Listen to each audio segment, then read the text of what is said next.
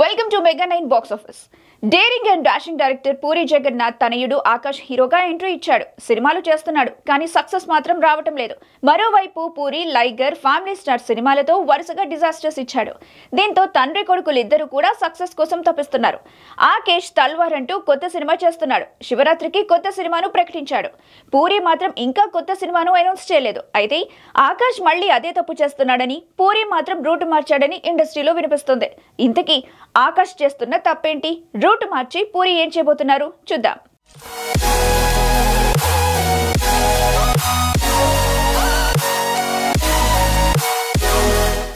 Akash career start చేసినప్పటి నుంచి వయసుకు తగ్గ క్యారెక్టర్స్ చేసుకోకుండా మాస్ హీరో అయిపోవాలని గన్లు, పబ్లు ఉండేలా యాక్షన్ మూవీస్ చేస్తున్నాడు. అదే అతని వయసుకు తగ్గ క్యారెక్టర్ చేస్తే ఈ పాటికి యూత్ కి కనెక్ట్ అయ్యేవాడు, సక్సెస్ సాధించేవాడు. కానీ అలా చేయడం లేదు. మాస్ హీరో అయిపోవాలన్న వయసుకు మించిన కథలతో సినిమాలు చేస్తున్నాడు. జనాలకది నచ్చడం లేదు, అందుకే సక్సెస్ రావటం లేదు. ఇప్పుడు తల్వార్ అనే సినిమా చేస్తున్నాడు ఆకాష్. ఈ మూవీ నుంచి ఆడియో గ్లిమ్స్ ఒకటి రిలీజ్ చేశారు. ధర్మం అధర్మానికి మధ్య జరిగే యుద్ధం బ్యాక్ డ్రాప్ లో ఈ సినిమా కథ సాగబోతుందని గ్లిమ్స్ ఉన్న డైలాగ్ వింటే అర్థమవుతుంది.